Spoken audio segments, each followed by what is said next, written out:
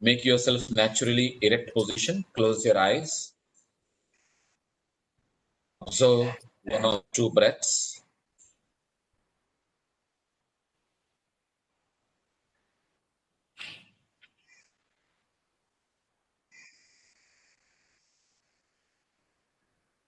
With a very peaceful, gentle inhalation, while exhaling, chant Om. Inhale.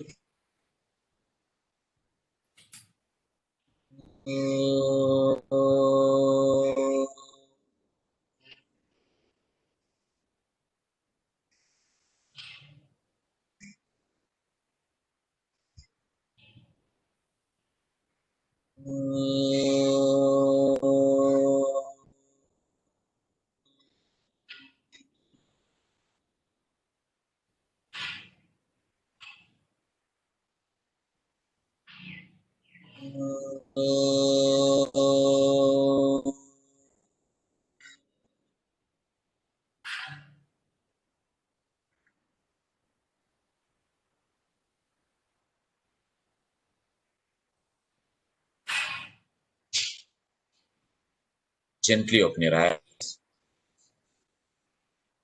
Thank you. In the last session, we had started with the understanding of the techniques of the asanas, and we had already done some preliminary postures, starting with swastikasana. We came to Gaumukhasan, Virasana, and from Virasana, we went on to understand Kurmasan, Kukutasan, as well as Uttana Kurmasan. And from Uttana Kurmasan, it was very clear that all these practices are to bring about that culturing of the body, which is which should be said as physical culturing. This physical culturing is making us more able, more adapted to do better the dhyanatmak postures, which are going to come later on. At last, we did the understanding of the Dhanurasana also, how that bow pose which we do normally by holding the ankles, it is slightly different with the version of Swatmaram Suriji here.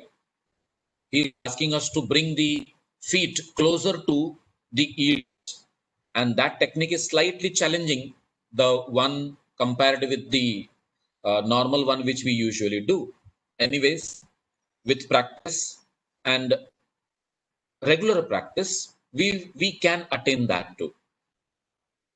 The next is one of the most important posture in Hatha Yoga, and that is Matsyendra Asana.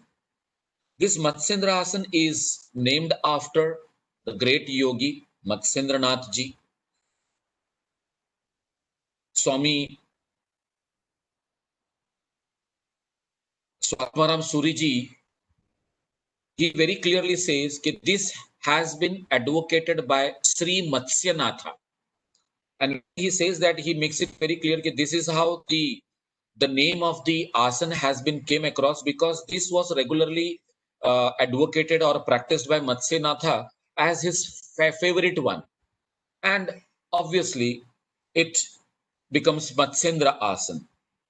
Otherwise, we have seen why Kukutasan is Kukutasan, why Dhanurasan is Dhanurasan, why the other postures are named after those names. That is clear. But here, why this twisting position is named after Matsyendra or Matsyendranath or Matsyanath is coming to the mind. So here, the clarity is given, as said by Sri Matsyanatha. I am divulging it yet here in front of us all. Vam Uru Mool Arpita Dakshapadam Anurbahi Vestita Vamapadam Pragruhya Tishthet Parivartit Parivartit Sri Matsyanath Tam Asanam Syat. Now take note of this asana, which is known as Matsyendra Asana, said by Sri Matsyanatha. Am Uru Mool Arpita. That means we are going ahead with the right feet or right foot, I should say, singularly there, right foot at the root of the left thigh. when I'm keeping the right foot at the root of the left thigh, encircling the right knee, यहाँ पर knee or foot, try to understand, because of the right and left, it is slightly confusing. So placing the right foot at the root of the left thigh, and that right knee is encircled by the left leg. That means you have to lift the left leg and keep it on the other side of the right leg. 2 feet, opposite hands. In fact, when he says placing the right foot at the root of the left thigh, means at the perineum, or maybe at the root of the thigh when you are keeping, then how you are going to hold it by the opposite hand after twisting? It is not. So that's why Swami Kuvalananji made a correction there, not a correction, I should say. In fact, he made us understand that instead of understanding it near the perineum or the root of the thigh, you should be understanding it as placing the right foot on the left groin. That is all. So when he makes it clear that it has to be kept on the left groin, then of course it can be held by the right hand, which is taken at the back and holding the toe of the foot. Now this is how he is making us understand how to go about with this procedure. But one thing we can say,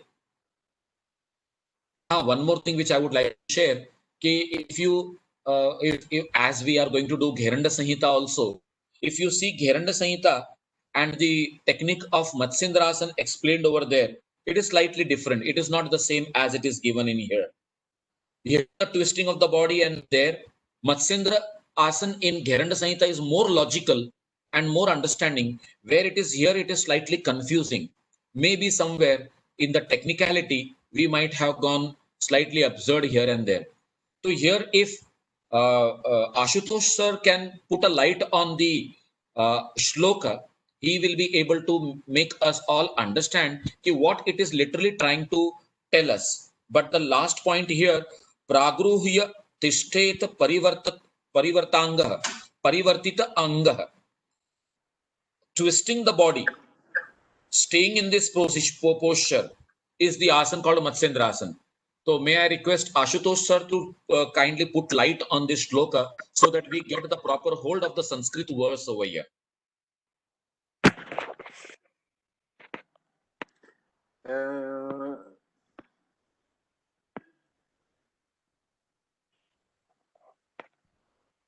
See,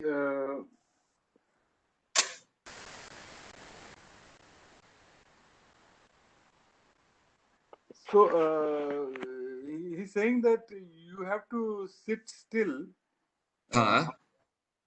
after you have twisted your limbs, parivartitangaha and pragrihya tishtet. But I'm not able to visualize it at the moment. Yes.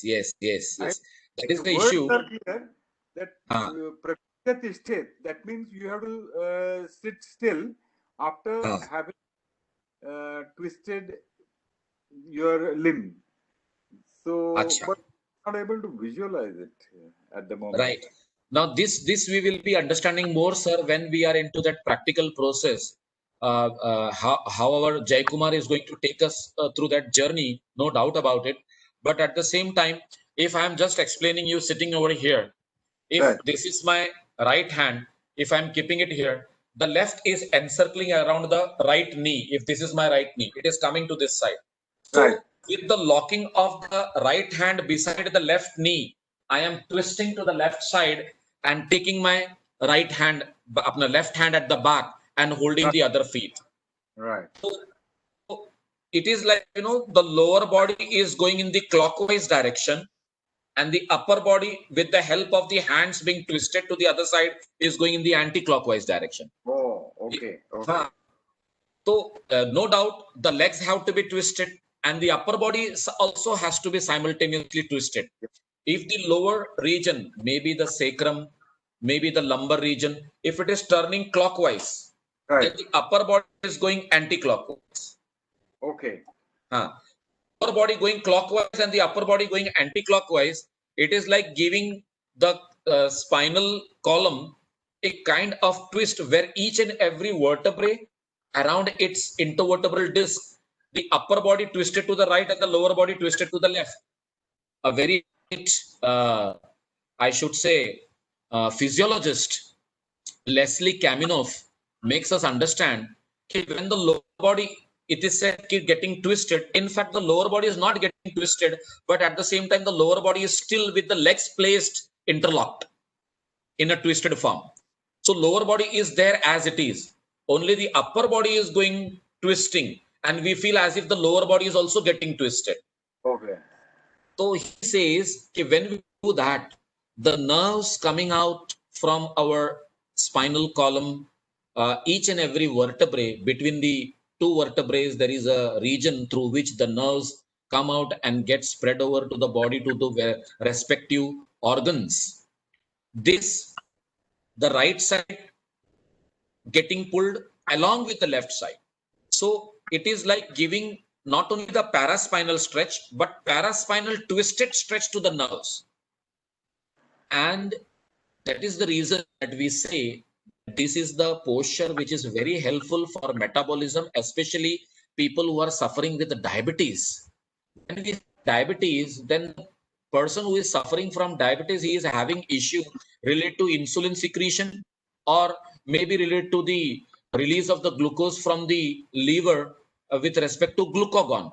And with the glucose coming into the bloodstream getting absorbed with respect to the availability of the insulin, here the massage of both the organs, the liver as well as the pancreas. The liver is on the right side and the pancreas is beside the left side, where you can say below the stomach, beside the stomach on the left side. So when we do such kind of twisting and the lower body is slightly twisted but still, and the upper body going against that twist, really brings about this kind of observances. And it is research wise proved by various scientists coming into understanding this subject, why it is giving that kind of benefit for the improvement of the metabolism process, how the digestion is getting improved, how the things are becoming wonderful for a person who is having low metabolic rate or having problems related to the insulin secretion. That means ये जो आसन है हमारे pancreas में और liver में जान डाल देता है. That is the beauty of this posture. What purpose? Yes. Does the posture have something to do with the movement which the fish are constantly making? Why is it? Does it have any connection with the fish and their movement? Action of the fist, hands? No, fish. No. Machli. Fish. Machli nahi, not with respect to fish, because it is said that Matsyendra in his previous incarnation was a fish, and since he was listening to the samvad between Shiva and Parvati, he got the knowledge of yoga, and Shiva coming across the knowledge of this aspect, he blessed Matsyanatha, means Matsya, to become Matsyanatha in the next incarnation, and he became the greatest yogi. So that's why this word Matsya is coming into this with the name factor of that yogi Matsyanatha, or you can say Matsyendranatha. So that's why the name Matsya is there. Otherwise, many a times this kind of confusion is there, whether it has to do something with Matsya or fish. But of course, that suppleness of the fish is always there in the body, because this kind of flexibility is happening. And maybe with previous incarnation ability being still impressions, or you can say samskara still being there, Matsyendranath was very flexible to move along and twist like this. We can say that. So that is how we can go ahead and understand this asana. And when we go to the next shloka, the 27th one, it makes us understand how it is beneficial. Matsyendra Peetham Jathara Pradiptim Prachanda Rukma Mandala Khanda Nastram.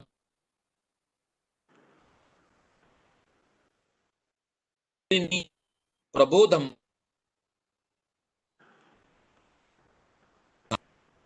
Now, of Matsendrasana, which is no doubt stimulating the gastric fire in the stomach. It is also becoming a weapon-like thing for the destruction of many diseases. It does blesses the person who is practicing this asana as gift of the arousal of the Kundalini and the stability of Chandra. When we talk about Kundalini, it is situated at the Mooladhara, that is at the base of the spine. And when we talk about Chandra, it is there in the top in our skull cavity, you can say, near the Bindu, or you can say near the Agnya Chakra and beyond it.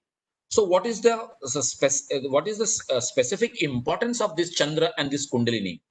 Kundalini is to be in the dormant state,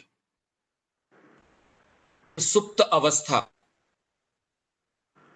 Unless and until it is getting activated, it will not travel to become one with the consciousness. It is remaining there in that dormant state. But what is keeping that Kundalini non-active is also the Chandra. This Chandra, which is situated in your skull, is always oozing out the nectar, the Amrita. And this Amrita is not retained up. What is happening? It gets dripped down. Now, this is a conceptual understanding, not as an anatomy and physiological aspect of our biochemical existence. This is a conceptual understanding. Is something here which is Chandra, which is oozing out the nectar or the Amrit, which is always dripping down. And as it is dripping down, it is getting burned in the Jatara because of the Agni present over there. And since that is, it is not coming in contact with Kundalini, or Kundalini is not getting risen up to go in contact with this Amrita to get the self-realization happen. This is the concept of Kundalini. That's why the whole Hatha Yoga is, I should say, an exercise, list of practices, list of understanding, maybe conceptual or maybe the practical approach, to stimulate the Kundalini and let it raise up beyond the three granthis, from the lower Brahma to middle Vishnu and the upper one, which is Rudra, beyond that, and become one with the Chandra, and ultimately get into the state of Unmani Avastha, or beyond the mind state. Matsyendrasana helps us there. You will feel in Matsyendrasana whether the nectar is not going to get dripped into the Jatara. Yes, it is. But imagine the lower body going clockwise direction and the upper body going anti-clockwise direction. And when you turn your face and let it go to the opposite shoulder, the neck becoming turning, giving a twisting. And whenever we twist certain thing, there is a squeezing action. And that squeezing action is bringing about that stoppage of the nectar in the skull region, or you can say the upper palate region. As it stops it up above, the dripping of the Chandra into the Jatara, into the Agni, is somewhat restrained. And this restraining of the Chandra or the Chandra Strava upward is giving an opportunity for the Kundalini to get stimulated. So Chandra becoming sthira upward and Kundalini getting activated is the statement used here very beautifully. It says, Abhyasataha Kundalini Prabodham Chandra Sthiratvam Cha Dadati Pusam.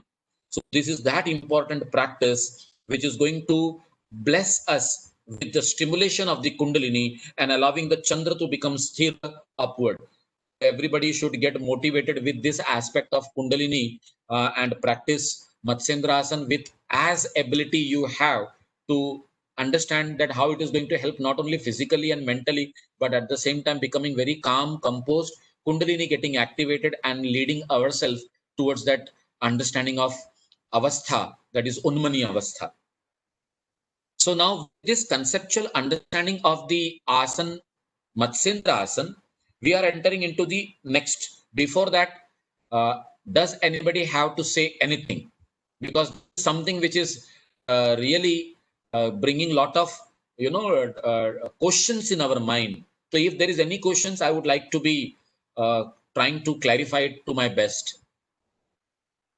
The Ardha Matsyendrasana is more popular, it looks like. Because not Ardha Matsyendrasana. So we are talking of Matsyendrasana. A distortion, or is it a part of Hatha Yoga Pradipika? Ardha Matsyendrasana is not a distortion, but practicing Matsyendrasana halfway only, not going and doing it completely. It's like, if you are told that you have to hold the big toe of your opposite feet and you are unable to hold the big toe of your left leg with the right hand, then if you cannot hold the big toe, at least hold the ankle. If you cannot hold the ankle, at least you can hold the leg. So if we are not reaching to that goal, somewhere nearer to the goal you have to reach and satisfy yourself. Aha, yahan tak to pahunch gaye. And ultimately, slowly, we will be able to reach there also with regular practice. So Ardha is like reaching halfway and not going and doing completely the Matsyendrasana position. Making it easy also, sir. Making it sulabha, making it easier also. That is also one thing important to be understood while doing Ardha Matsyendrasana. That is a lot of adjustment. It is not distortion, neither it is different. Rather, it is just a easier approach to the same Matsyendrasana by going halfway to it. So this is how we understand it. So Yeah? Any other comment? Could you say that's an intermediate stage? Yes. The path of full Matsyendrasana. Yes, of course. In fact, rather than saying intermediate, I would go to the extent of saying it preliminary only. Because Ardha Matsyendrasana, if one person sees, ye to main kar sakta hu, and he does it. So if he is doing it easily, he need to understand that he has to now gradually progress from Ardha to Purna Matsyendrasana. And in between, wherever he is reaching as a process, that is intermediate, and ultimately he goes ahead. Because preliminary Ardha Matsyendrasana can be done easily by most of the people, as per my experience, which I'm seeing until now. But if we try to move ahead and try to do little bit, sometimes we tilt to one side and look like falling down. So this is how this process from Ardha Matsyendrasana to Matsyendrasana happens. And that is where, as Ashutosh sir said, you need to become still there. So that means the sit bones, the bones in our buttocks, which makes us to sit properly on the floor, they should be grounded. They should not be lifted. You should not be tilting. The moment one hip is raised up, you are sacrificing the principles of Matsyendrasana. Sir, but very humbly, I would say that when I was taught Ardha Matsyendrasana, very humbly I am saying that I should have been told, no, that there is something called Matsyendrasana, and this is only a preliminary state by my teacher. This is a preliminary state, and you have to progress to Matsyendrasana. But this was not shared. What we were taught was Ardha Matsyendrasana. This is Ardha Matsyendrasana. Now I should tell you one more thing, sir.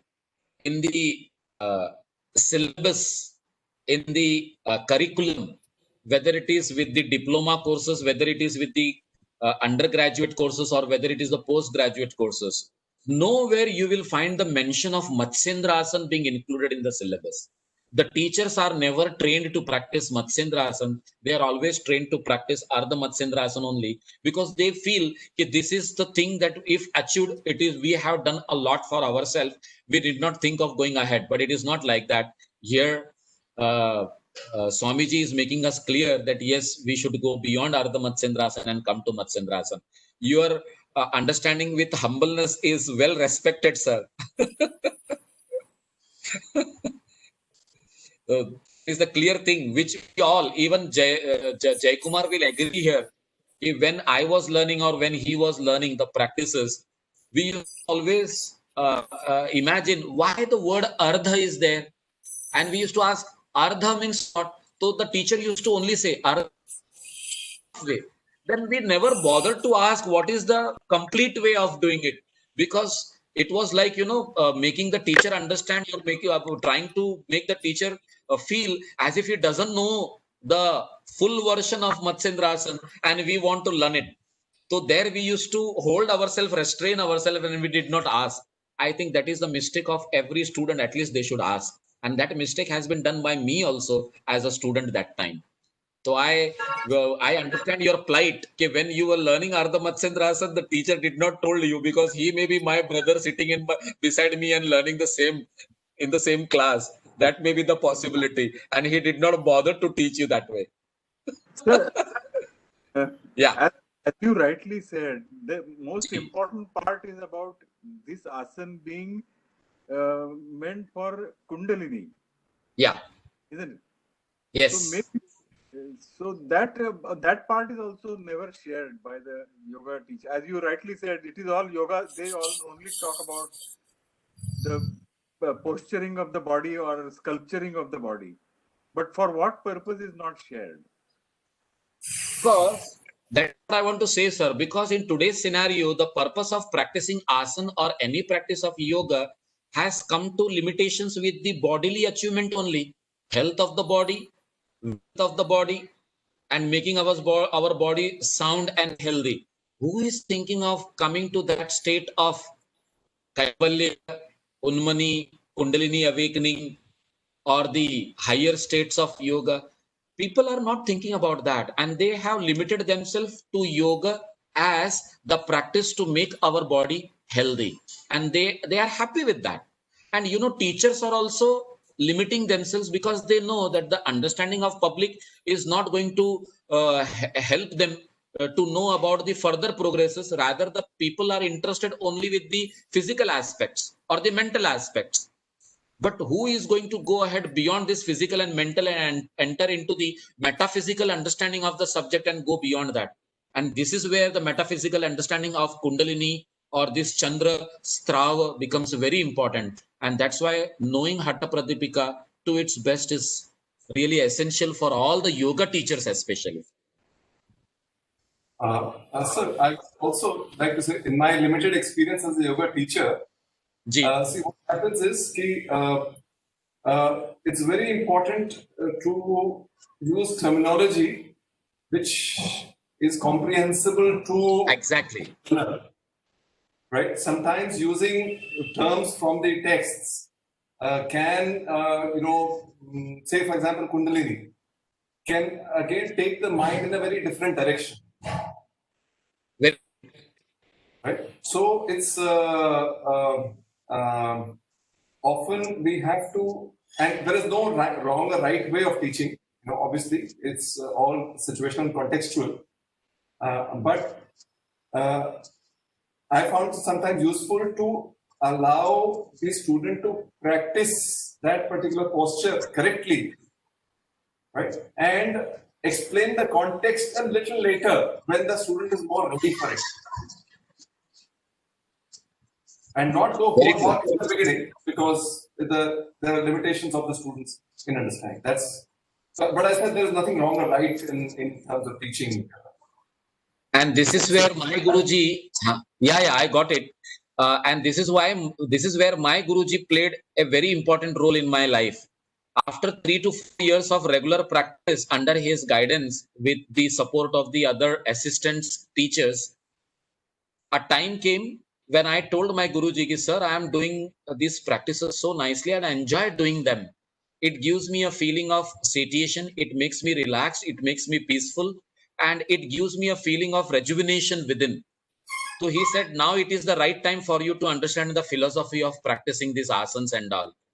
Now it is the right time for you to go into understanding the subject more deeply. Now you should start learning what is Patanjali Yoga Sutra, what is Hatha Pradipika and all. And you will get the right means or the right understanding or the goal and the aspect of these practices. Because this is not what we are teaching yogic practices for, to enjoy it at the material level. In fact, you should go beyond it and further progress ahead. So that is where every teacher should do his duty by, as you said, sir, okay, once I see the ability of the student and his ability and capacity and the limitations of his understanding, I will try to limit myself or my knowledge only up to that thing, up to what he understands. But the moment he practices regularly and slowly, enhances his ability to understand more, then it becomes the responsibility of teachers like you and me to make them understand that this is where now you have to understand the other aspects also. So this is the very important aspect of every teacher who is into yoga, to let the student go beyond the practice into the metaphysical aspects of the practices.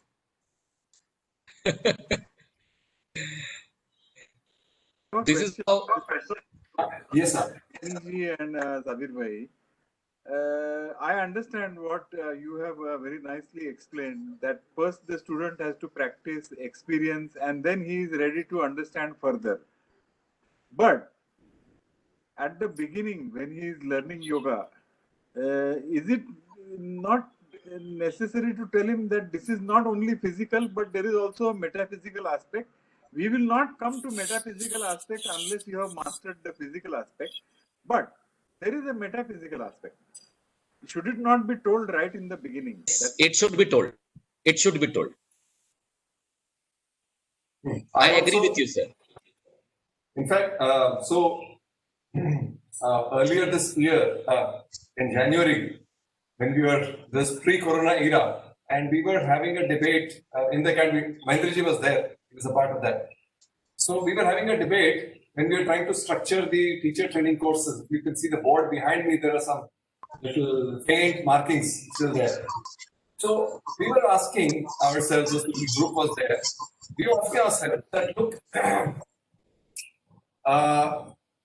shall we structure, let's say, the level 1 course to only the instructor, that is, only physical practices, the person should be able to practice it adequately. And if the person is able to do that well enough, in a month's time, we can learn some 20-25 posters that are there in the common yoga protocol. So should that be good enough? I mean, after all, we have only 200 hours, and we limit ourselves to the physical practice and truncate the conceptual side.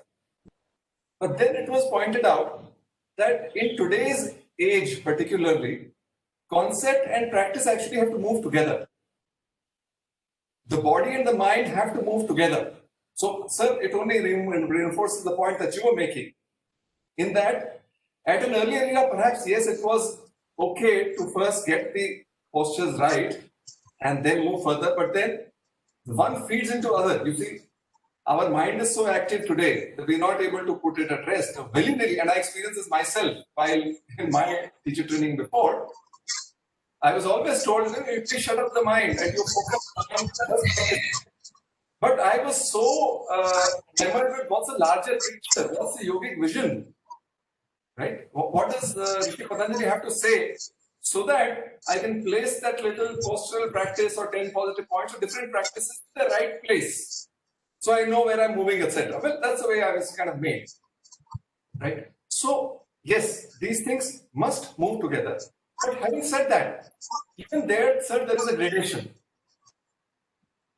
So to even a beginning student, we select that portion of the philosophy or the concept which the person can relate to easily, right? So now sometimes complex terminology, even for example, nadis. Now the technical name for the 3 nadis are Ida, Pingla, Sushumna, right? But sometimes when we are teaching that, we don't mention these names. We sometimes say solar nadi, lunar nadi, right? Why? Because when we use Sanskrit terminology, while yes, it is technically correct, but it can be, people can say, okay, where does Ida come from? Where does Pingla come from? Why these names? Why not that? So if we focus more on the functional place, that is, Pingla is the heating nadi, the Ida is the cooling nadi.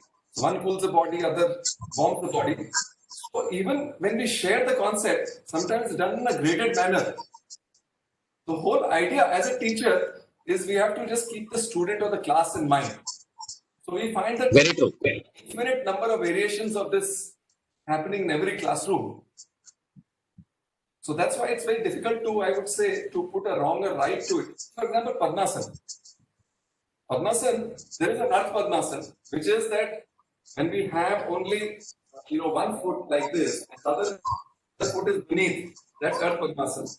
When we have both the feet, when we have both the feet like this, both feet you can see, that's Padmasana. Right? So often, in a class we say, okay, let's do Ardha Padmasana. And we just keep so that those who are not accustomed to sitting on the ground anymore can feel that they've achieved something by doing at least one posture. Though, yes, it is true that it should be mentioned, it should usually be mentioned, and I agree with you there, that this is Ardha. And sometimes, as yoga teachers, we forget the fact that, yes, we know that this is Ardha, it means there is a Purna. We forget the fact that the students might not realize it so. So it's a bit of a little human, Very true. So that's why I said, Naki, it is how we have learned and adapted to it and understood it. We are taking it forth. And many a times we ourselves did not ask such kind of questions and we ended up not answering the others, or the people also did not ask us. In fact, we make the people understand that this is where what you have to limit yourself. Ki Ardha Matsyendrasana kiya, bas ho gaya. Now this is the last thing that you are supposed to do. And then that is where we stop. But here, when we are going through, in fact, we will enjoy this more when we are doing Gheranda Samhita, because there we will be coming across 32 asanas, though he doesn't explain in detail, but he is so specific about the technique of every asana. It is a very clear understanding of how that asana should be done in that particular manner and understand the subject to its best. So here we will go ahead, proceed further. The next, as he is giving us the understanding of the Matsyendranath, the next is Paschimottanasana. Prasarya Pad Bhuvi Danda Rupau Dorbhyam Pad Agra Dvitayam Grihitva Janupari Anyasta Lalat Desho Ves Vasedidam Paschimotana Ahuhu. Stretching both the legs straight on the ground and going ahead and holding with the arms the two big toes. One should stay in this position with one's forehead placed on the knees. This is called Paschimottanasana. Purva is the anterior side of the practitioner, of the sadhaka, and Paschima is the posterior side. Now, usually Paschima, we translate it into west. But at the same time, here we have to understand the Paschima is the posterior side of our body. As we sit with our legs together and keeping our spine erect, while bending forward, the goal is not to reach the toes and hold it, as it is mentioned very clearly here. That should be eventually occupied, or you can say attained or achieved. But at the same time, what is more important is the Paschimotana. Whether we are allowing the body to go through that kind of posterior stretch. Now, with our ability and limitations, understanding that aspect, you may not be able to touch your toes. Fine, reach up to your ankles. By holding the ankles, try to pull your Lalata Desha, that is your forehead, towards the knee, or go ahead, hold around your calves or the knees itself, and wherever possible, try to come down. Now here our great teachers have come to this understanding. Okay, of course, people who are having tight hamstrings, lower back issues should not do this practice, because this may aggravate the situation. Another reason for not doing this posture, if your hamstrings or lower back is stiff, is that it may lead to the slip disc case. So not making you frightened, it becomes very important that whether we have done the loosening of the hamstring muscles first, that care has to be taken.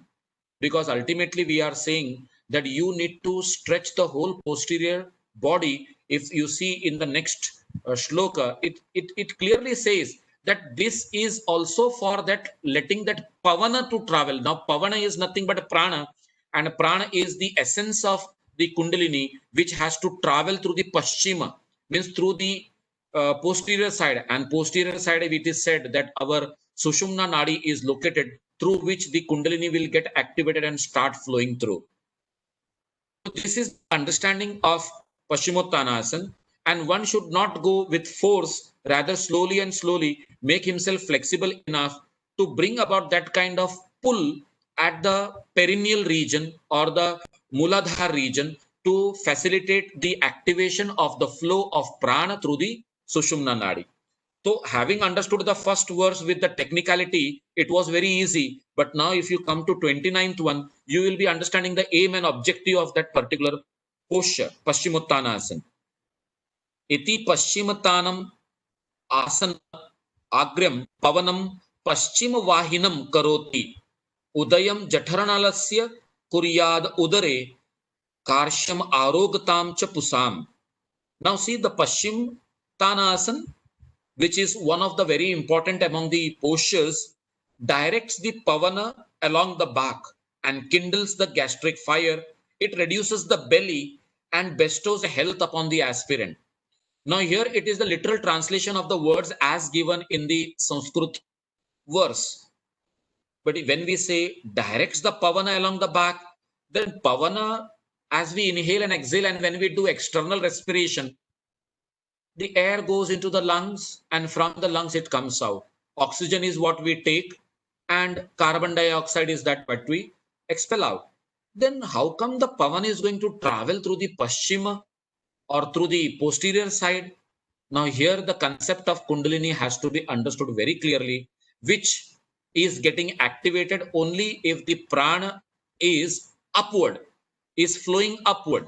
Now we have the concept of prana understood as the prana which is existing in the chest, the samana prana which is existing at the our jathara level, or you can say above the navel and below the chest, and the apana is existing below the navel in the pelvic region, which is carrying out the function of related to excretion, urination, or even the delivery of the baby in females. All this is carried out with the understanding of the apana vayu.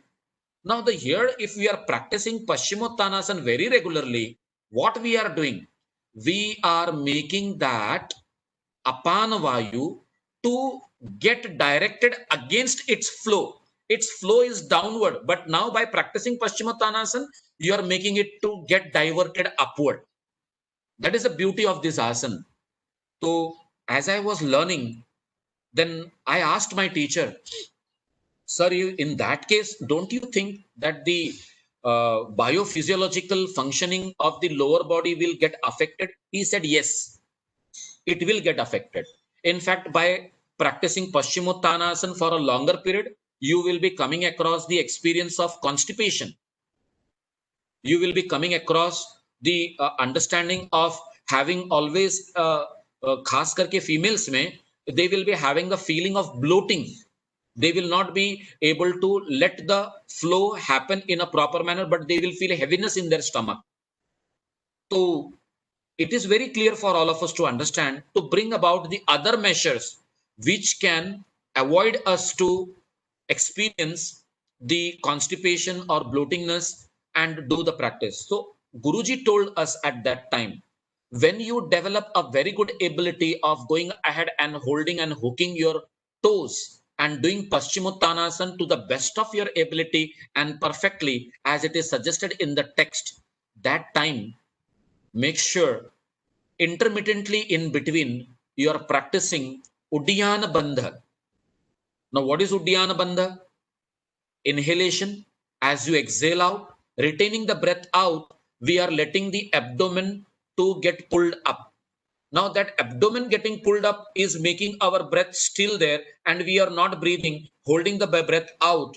This is where somewhere the apana flow towards up can be restricted with the understanding of Uddiyana downward only, and people, common people like you and me, may not come across the problems related to the constipation and all. Because somewhere Uddiyana Bandha is related to the Samana Vayu. As you exhale the breath out, the Samana Vayu becoming more active and it is getting pulled towards the Prushta Bhag or the Meru Prushte. it is said. Meru Prushta means Meru is your spinal and Prushta is the back.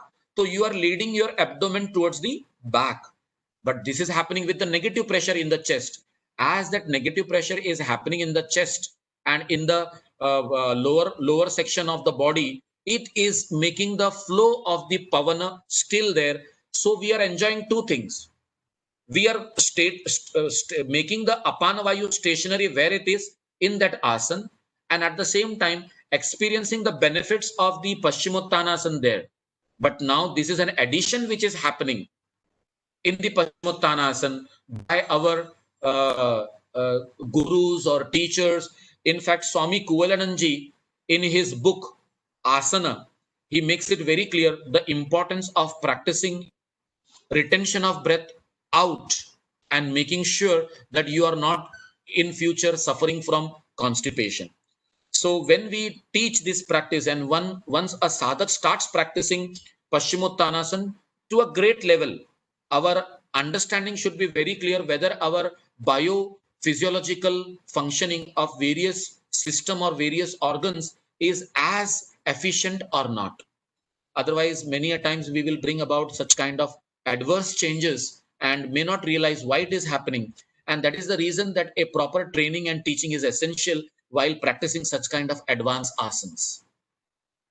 Any feedback, sir?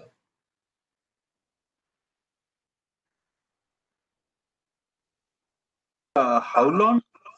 I mean, the text does not mention how long this position is to be retained. Yeah. Now, when we say how long, as long as you are very comfortable and peaceful to retain that position in that. Most of the time, we come in the other text that if you are maintaining a particular posture more than one prahar. Now, when we say one prahar, it is minimum 3 hours. So, if you are maintaining a particular posture for 3 hours and more, it is said that you have got a state of asananjaya in that particular sthiti or asana. Asananjaya means you have gained victory over that posture. तो आसनंजय की स्थिति आती है. तो is it that we all should try and go for asananjaya? No. For us, common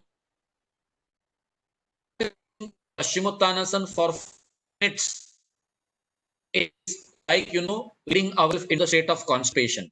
So once when you have the ability of maintaining the asana for 5 minutes or more, intermittently in between, you should be adding this practice of retention of the breath out by exhaling out nicely and maintaining for a while. Then again do normal breathing.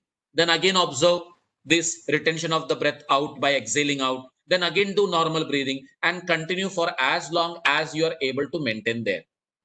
You got it, sir? Yes. Yeah. Sunil bhai. You are mute. Yeah. And I think one other way that we sometimes circumvent this an adverse effect is by doing a counter posture after a muscular posture. Very true. So when Paschimottanasana is a forward bending posture, usually we do a Bhujangasana or a Dhanurasana after this one, so that when the body has been in a certain direction, the body has been oriented, we are also doing the counter so that balance is maintained. Yes, very much. Yes, we'll do that. Very true. This practice of practicing complementary poses or counter poses is well addressed to common public. But when it comes to sadhana and a yogi is practicing, and if you understand it practicing for one prahar or maybe for 5 minutes to 10 minutes to 15 minutes, then it becomes a question whether we should or not. So that time this ideology is applied. Otherwise, as you said, sir, for Paschimottanasana, as we say, it is Paschimottana. There is a Purvottanasana also complementary or countering to that. Purvottanasana में हम क्या करते हैं, हाथों को पीछे रखकर पूरे धड़ को स्ट्रेट ऊपर की तरफ उठा लेते हैं. Your legs feet down there and you're raising your body up, right from the shoulder up to the heel. The whole body is straight like a stick and raised towards the ceiling with your hand supporting your left. So that becomes Purvottanasana. That means we are stretching the anterior part of our body. Now, this anterior part of our body can be stretched, as you said, by Dhanurasana. Ustrasana is ideal, and even Supta Vajrasana. By sitting in Vajrasana, if you are going and lying down on your back, keeping your head backward, it is the best counter pose to Paschimottanasana. So this is how we should understand the counter acting postures also when we do. When we practice Matsyendrasana, it is self countering. You can say self complementary, because once you have done it on the right side, you are again going to the left side by changing the position of the legs. So it becomes self complementary. Once you have done to the right side, you are doing it to the left side. So here, once you have done it to the back portion stretching, then you should go for the anterior or front portion stretching. As Sunil sir rightly said, we should go for that counter effect. Well said, sir. Well reminded. Thank you. So we are going ahead for the next shloka. Yes. Yeah. So in the text, Paschimottanasana comes after Matsyasana. So is that sequence to be followed as given in the text? No. No. See, why sequence? It is not a sequence because yet Swami Swatmaram is yet to tell us about Padmasana, and already in Kukutasana he mentioned sit in Padmasana, and Padmasana is yet to come. Padmasana has not yet been. So this is not the sequence. He means okay, first make your body that kind of flexible with the first 7 postures up to Dhanurasana. And from Dhanurasana, now you are coming to certain postures which are not only advanced postures, or which are not only some kind of postures which are going to bring about the activation of the Kundalini, or it will give you the understanding of the metaphysical aspect of yoga. Then you should go to Dhyanatmak asanas like Padmasana, Siddhasana he mentions first, then Padmasana, and then Simhasana, and Bhadrasana is the last one. And he says those are the 4 important asanas. But before that, he is still preparing us for those 4 asanas here. So it doesn't matter that you are practicing in this sequence or this. It should not be literally taken as a sequence, because in if we are studying Gheranda Samhita also, in Gheranda Samhita, the first posture itself is Siddhasana, which is one of the most toughest asana. So we can say, he says that this is the goal of all the asanas that you should be coming across. 32 asanas mentioned in Gheranda Samhita is preparing us for that Siddhasana to be practiced. So we should not literally take the enumeration as given here in the book as the sequence. And then the question is that for me, the sequence of asana has to be decided by my teacher. Yes. I cannot decide. Very much. No, not at all. No. Yeah. And nor can it be standardized for all students. Can it be standardized for all? No. It is different from person to person. That's why initially he says, Ekante matika madhye sthathavyam guru padishta margena abhyaset hatha yoginaha. So guru upadishta, as per the instructions of the guru, is the most important aspect here. Now he is randomly keeping all the practice in front of us, but every student has to understand that first he has to practice all the asanas under the guru. Nowadays the situation is so bad, a WhatsApp university has been established. People are getting knowledge from WhatsApp, Facebook, YouTube and all. And this is very risky, sir, in today's scenario. People are getting benefit, no doubt, but nowadays I see people are learning in a wrong manner. And many a times during my therapy sessions, there are people who comes and says, this is the problem which I am facing. So I have to make myself understand why he has come to this problem, because of the yogic practices. And when I understand his journey, I realize that he has been learning it in a wrong manner. And then first I have to, in fact, I have to go through that headache of making him unlearning what he has learned, and then making him learn what is properly suited for him. So the postures should be tailor-made, individualized. It is not like that a particular sequence should be followed. It has to be a tailor-made. So, Sir, sorry for asking another question. Yes, please, please. Now, sir, if you are, I mean, you are our teacher. Now, when you decide the sequence, let us say for me, what would be your thought process? How will you sequence the asanas for me? Yeah. When Ashutosh... What are the criteria? What is your thinking process? Exactly. I asking this question, but I just want to know. True. Now imagine Ashutosh sir coming to me and telling, Sabir bhai, I want to join your yoga class and I want to learn yoga under you. You know what Sabir bhai will do first? He will sit with Ashutosh sir and have a nice conversation with him, as if in his conversation he is counseling and trying to know what is the nature of Mr. Ashutosh, what kind of background he is having, what kind of lifestyle he is leading, what makes him to come to yoga to learn yogic posture, what he is expecting out of yoga. All these things should be understood. Once these things becomes very clear, then I will say, now Ashutosh sir, you have to start with Sukshma Vyayam and only do these preliminary postures which I am telling you. And you will say, only these 3 postures? Yes. For 1 week, you have to do only these 3 postures, that too only for 15 minutes. And I would suggest that you better do lot of, Sukshma Vyayam and do walking. Then you will say, why are you suggesting me walking? I want to learn yoga. I will tell you one thing very clearly. Sir, before going ahead and practicing asanas, it is important for us to loosen up your body. And to loosen up your body, I want you to do more of the simple loosening exercises as well as going for a regular walk where you will feel the activation of the muscles and the joints nicely. And then you are ready by making yourself calm and stable with the prayer and all. I will slowly guide you into the further progress. So this is how the approach towards every individual should happen. Yoga has been designed for a one-to-one approach. Yoga has never been designed for the whole studio class where 10 to 15 people or 20 to 30 people are coming together and the teacher is giving the instructions and everyone is doing as he says. Yoga is not that. Yoga has to be done individually after learning it. During the learning, of course, the teacher will teach in sequence. But when it comes to your practice, you have to decide what is meant for me.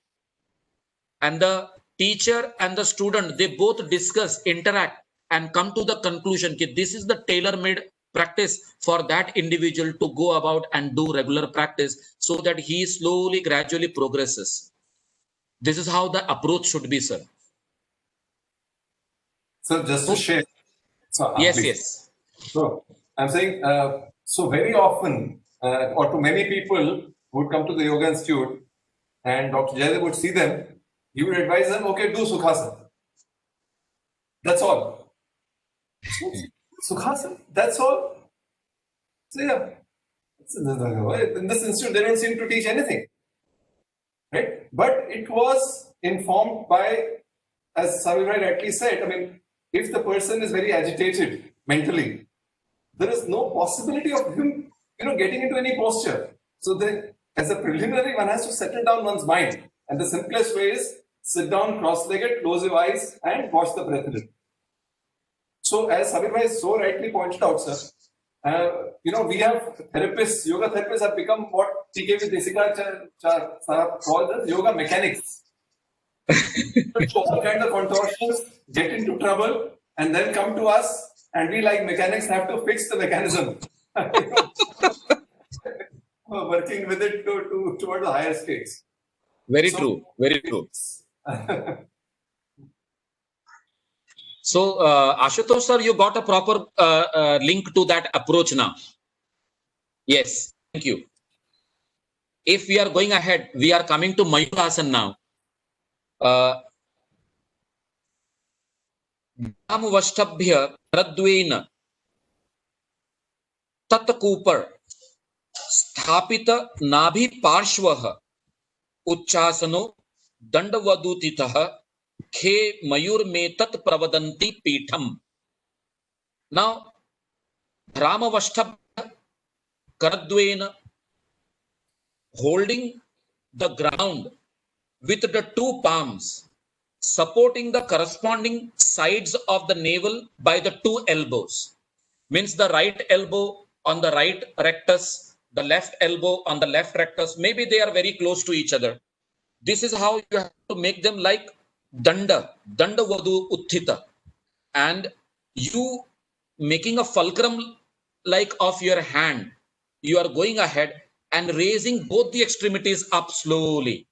That is where it is becoming mayurasan, like a horizontal stick in the air. This is called as mayura pitha, and pitha is referred to asana only, so it is a mayurasana there.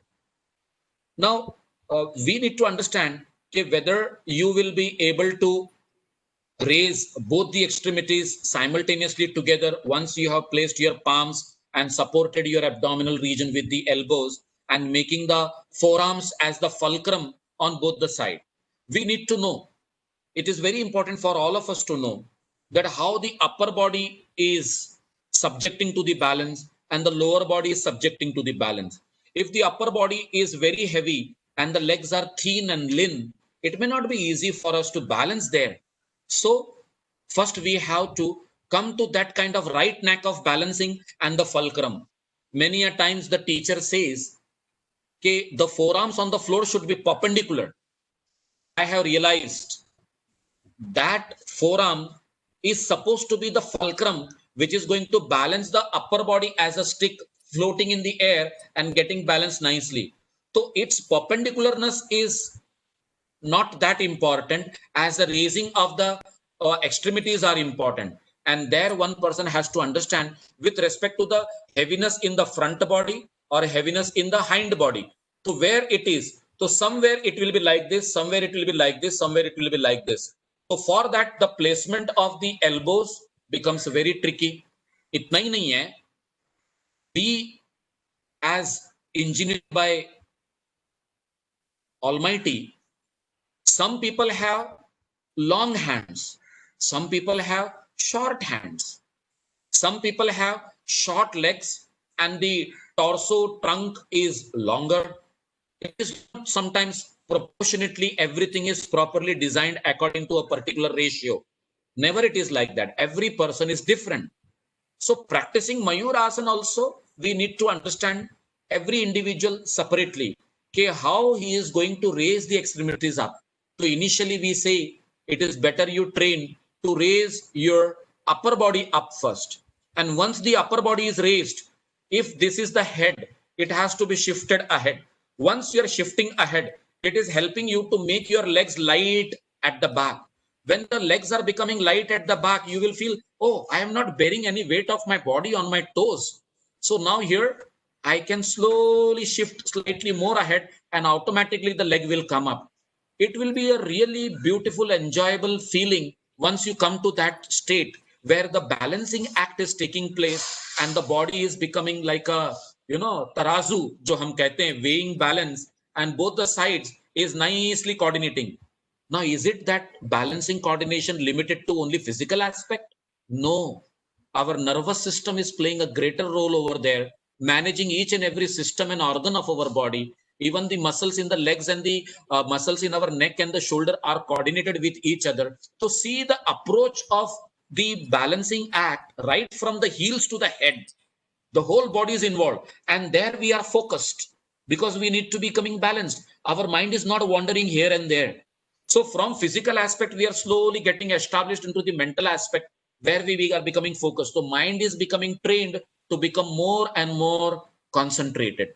And this is the outcome we come across. Okay, after regular practice of Mayurasana, the kind of peace and calmness you will feel because you have been detached with various other tensions of the worldly matters. So now, if the regular practice happens, your mind is being trained to get switched off and then switched on, switched off and switched on. In dire consequences or those status where you feel, oh my goodness, this is a problem. So in that problem, the person goes through the problem, faces the problem, but sees to it as it is. And in the Mayurasana also, you have to see the state of the body as it is. Only when you see it as it is, you will be able to come to the proper knack of balancing and then go ahead and perform Mayurasana in a proper manner. And that beauty, when established in our subconscious state of mind, it gets percolated in every actions of our life, and we become a person to understand the highs and the lows of the life, the darkness and the lights in our life, the good and the bad of the life very easily. So this is how the asana with the physical aspect is leading us to understand the metaphysical aspect, spiritual aspect of our yoga. So here Mayurasana beautifully said, we need to practice it literally in order to understand it. But who should not practice? People are having weak wrist. There are people who may be having issues in the abdomen. There are some teachers used to say, okay, practicing Mayurasana is not advised for females because it may lead to the prolapse of their uterus. But later on, the studies suggested there is nothing like that, because this is a posture where the body automatically, with respect to the nervous system, is bringing about that neuromuscular or neuroendocrino changes. When neuroendocrino changes are there and those changes are taking place in the ovaries of the female, the uterus is getting pulled in because of the pelvic floor getting in. So there is the pull of the pelvic floor towards the navel region, and in fact that is good for females. So why shouldn't they practice Mayurasana? Such kind of studies have been done, and this credit goes to Dr. Ulka Nathu, who is associated with the Gantali Mitra Mandal, because prior to her study, it was always understood that females should be very careful while practicing this asana, because this may lead to prolapse of uterus, because females' lifestyle is like that, giving birth to multiple child, or if she is always going through that kind of hardship through the routine work and all, some kind of abortions or something like that. So she may be vulnerable for the practice of Mayurasana. So she should not do. But later on with this study, because she was a gynec, and obstetrician, she particularly made those people who were vulnerable with such kind of observances related to abortions or the prolapse of the uterus or the prolapse of the vaginal canal. She made it very clear, in fact, Mayurasana will help such people, rather than saying that they should not practice this practice. But of course, during the time of problem, they should not practice. When body is going through certain pain, certain issues, certain problems, they should avoid doing the practice. And at the same time, when you feel that, yes, motivated, that is the right time that you should be practicing, and that will help you to tune your mind and the body coordination, which will connect this with your soul. And that's why we say in yoga, it is the connecting of the mind, body, and the soul together. So this beautiful Mayurasana is also playing its share in that. In fact, the next shloka, I would like to come. Yes. Can I just show the picture? Yeah, this is the Mayurasana. The one in the middle. On the left side. Yes. Yeah. So we will go for the understanding of the benefits as well as the Shavasana in next session. 5 minutes are there. I don't mind. We have some discussion on Mayurasana also.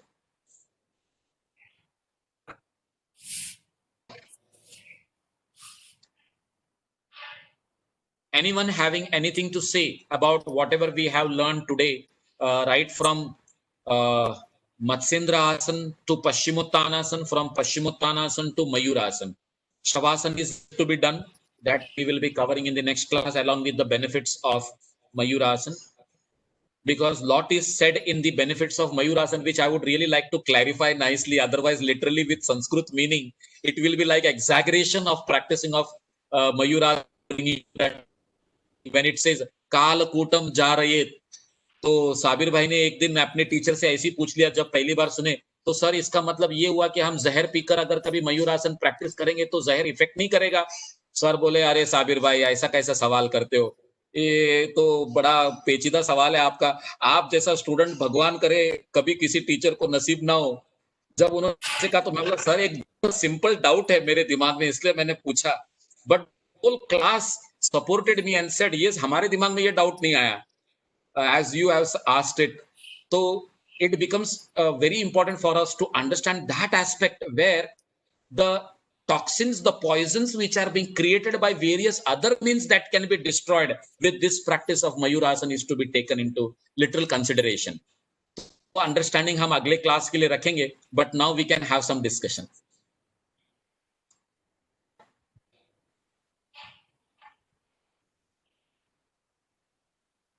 I hope those are not Kendra sir is also enjoying. हाँ. Yeah.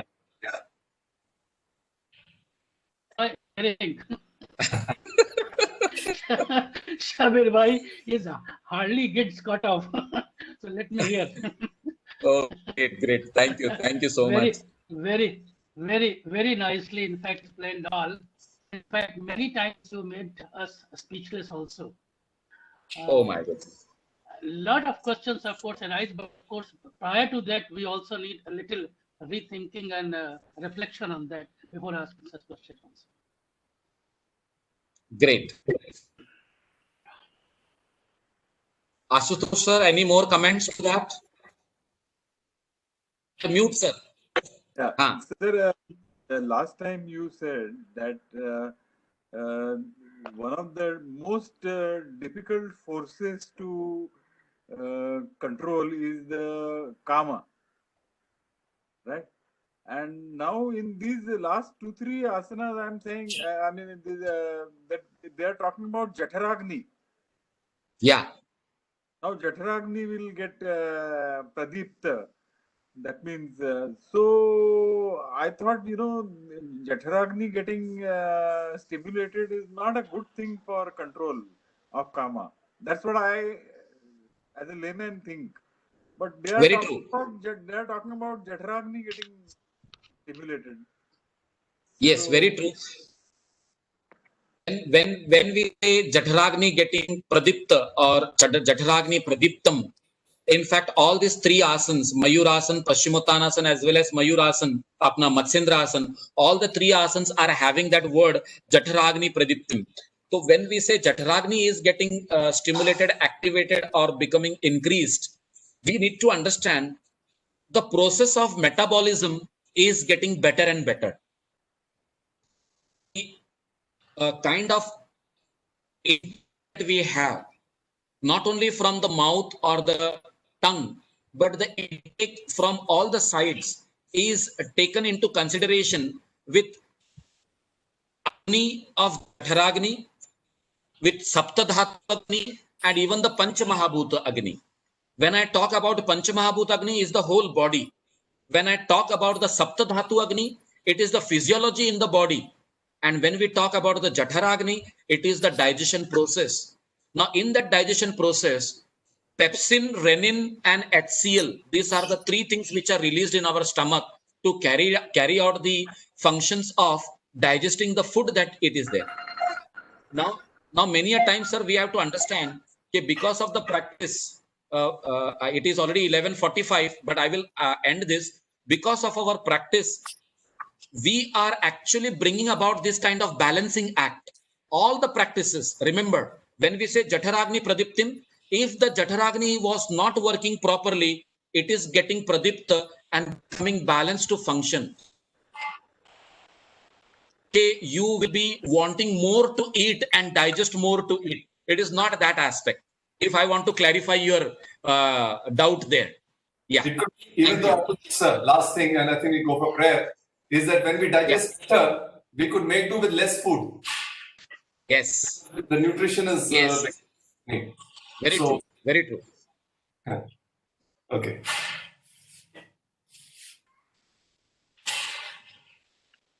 Oh.